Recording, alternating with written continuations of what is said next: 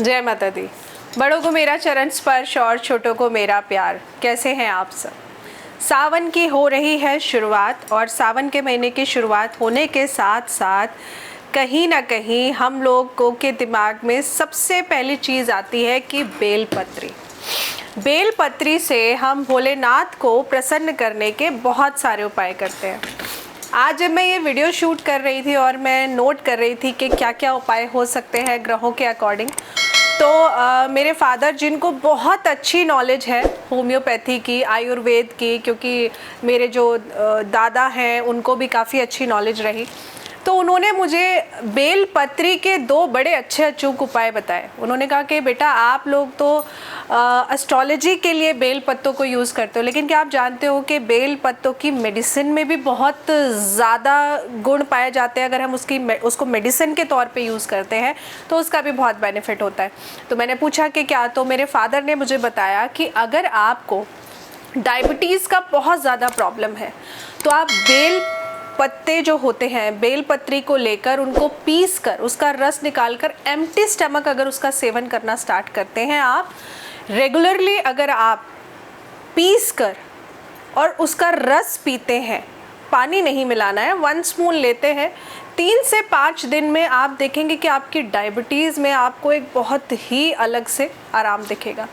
जिन लोगों को पेट में स्वेलिंग की शिकायत रहती है या जिनका पेट रिलेटेड इश्यूज़ कुछ ना कुछ बना रहता है, तो बेलपत्री को सुखा करके और उसके पश्चात उनको पीस के आप अच्छे से उसका पाउडर बना के मॉर्निंग में एम्प्टी स्टमक अगर आप पानी के साथ, गुनगुने पानी के साथ इसका सेवन करते हैं, तो कहीं ना कहीं आप देखेंगे कि बेलपत्री का ये छोटा सा जो आपने अपने आप ही एक दवाई बनाई है ना, ये आपके लिए चमत्कार की तरह साबित होगी।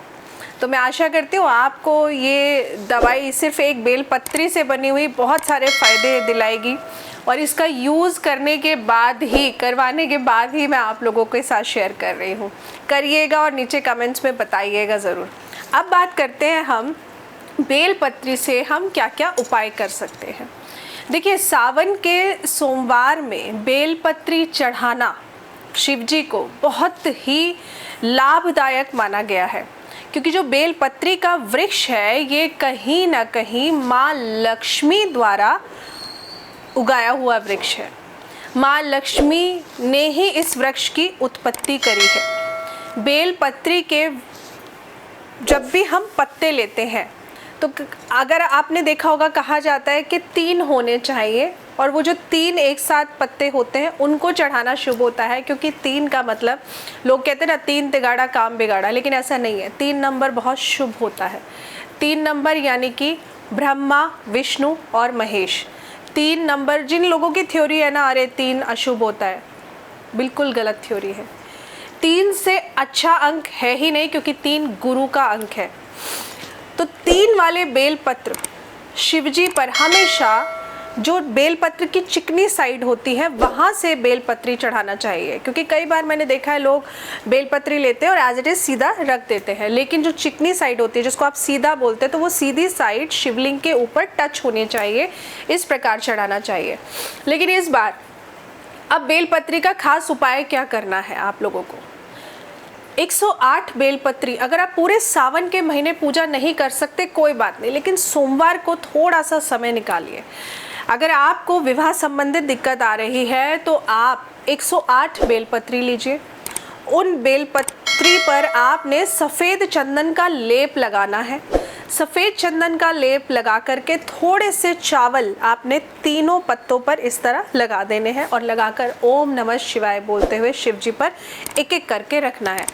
इस तरह से 108 बार आप ओम नमः शिवाय का जाप भी कर लेंगे और आपका 108 बेलपत्री का उपाय भी हो जाएगा। जब आप ये बेलपत्री चढ़ा दें तो आप कोशिश करिएगा कि पंडित जी से आग्रह कर लें कि ये बेलपत्री अगर वो रख पाएँ तो उसको रख लें। कई बार क्या होता है कि जब मंदिर में पूजा हो जाती है 12 बजे के बाद सफाई होनी शुरू हो जाती है, तो अगर आपके पास टाइम है तो आप ये बेलपत्री वापस लाके अपने घर में रखें। और रखने के बाद अगले दिन इसको जल प्रवाह कर दें। और अगर आप ऐसा नहीं कर सकते हैं तो जब आप पूजा कर लें, पूजा करने के बाद कम से कम 15-20 मिनट होने दीजिए और उसमें से 3 बेलपत्री उठाकर अपने घर में जो आपका शयन कक्ष है, जहाँ पे आप सोते हैं, एक सफ़ेद रंग के कपड़े में लपेट कर आप अपने सिर की तरफ रखकर सो जाइए। ये आपको 3 दिन करना है। सोमवार बेलपत्री चढ़ानी है, सोमवार शाम को वापस लेकर आना है। इसके पश्चात सोमवार की रात, मंगलवार की रात और बुधवार की रात, ये तीनों बेलपत्री आपने सफ़ेद रंग के कपड़े में लपेट कर आपने अपने साथ रखकर इसको सोना है। जब आप ऐसा करते हैं 3 दिन के बाद जब चौथा दिन होगा तो ये बेलपत्री आपने ले जा कर के जल प्रवाह कर देनी है। नहीं तो आप पीपल के वृक्ष के नीचे थोड़ा सा गड्ढा खोद के वहाँ पे बेलपत्री रखकर और मिट्टी डालकर आप इसको गाढ़ाएंगे। ऐसा आप नियमित अगर करते हैं, सावन के सोमवार से जो 4 महीने चातुर्मास के चल रहे हैं, आप इसको करना शुरू करते हैं, आपकी शादी के पूर्णता योग भी बन जाएंगे। अगर किसी भी प्रकार की समस्या आ रही है कि बात बनते बनते रह जाती है, होकर टूट जाती है, तो आप देखेंगे कि इन चातुर्मास में ही आपको कहीं ना कहीं से अच्छा रिश्ता ज़रूर मिल जाएगा। जय माता दी।